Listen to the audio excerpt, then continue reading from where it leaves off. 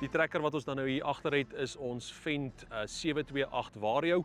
As ons net so vinnig net gaan stilstaan by sy reeks of die nommer 728, dit is ons 700 reeks trekker met dan nou die 28 sê vir ons dis 280 perdekrag wat die trekker dan nou vir ons kan genereer.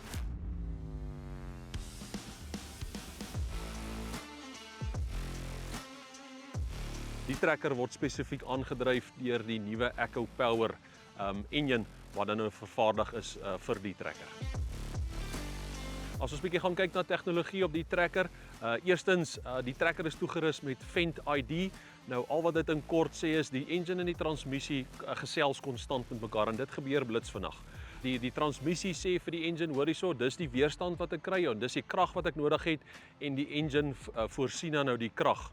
Wat dit vir ons dan gee is optimale wringkrag teen minimale engine verbruik wat ook dan nou in sy beurt vir ons dan nou gee na die minimale dieselverbruik op die trekker. Waar ons van die Fendt trekkers wat ons tot en met 33% ligter op brandstof was teenoor ons konkurrente trekker.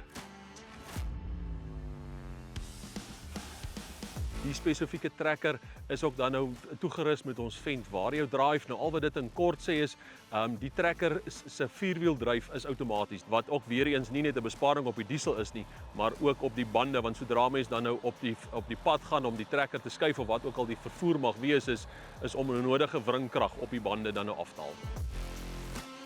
As ons 'n bietjie gaan stilstaan by ons Fendt 1162 MT wat hier agter staan, net so vinnig, dis ons 1100 reeks, wat dan nou die eerste twee syfers vir ons gee.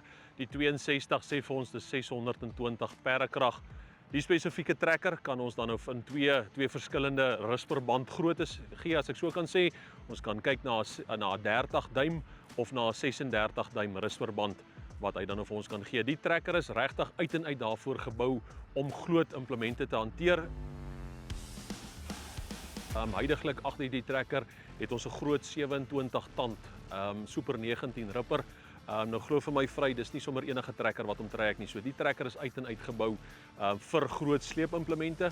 Die trekker het 'n dubbel hidroliese stelsel wat beide stelsels vir ons in sy beurt 220 liter se olievloei gee. So vir die groter planters, jou groter aanplanters waar daar baie hidroliese vraag is vir hidroliese motors, is die trekker uit en uit toegerus om dit dan te kan hanteer. Die Vario is basies ons transmissiekonsep. Daar's geen ratte wat binne indraai nie, dis fisies hidroliese pompe. Die hidroliese en die transmissieolie is dan vir mekaar geskei. So wat dit dan vir ons gee is dat daar geen kontaminasie van die implement is as daar dalk vuil olie agter is, dat daai olie nie in die transmissie sal inkom wat dan nou nadelig vir die transmissie dan kan wees nie.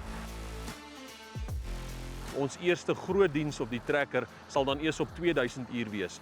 Omdat ons olie so skoon hou, kan ons eers op 'n latere stadium dan nou die trekker diens. Die trekker word aangedryf deur 'n MAN engine.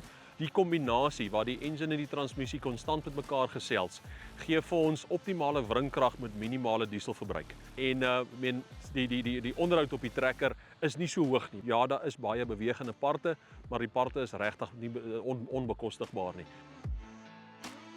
As ons 'n bietjie gaan kyk net na parte of onderdele beskikbaarheid op beide van die reekse, is dit regtig nie vir ons 'n probleem nie. Echo het 'n groot pakhuis in Johannesburg wat vir ons die nodige parte dan hou.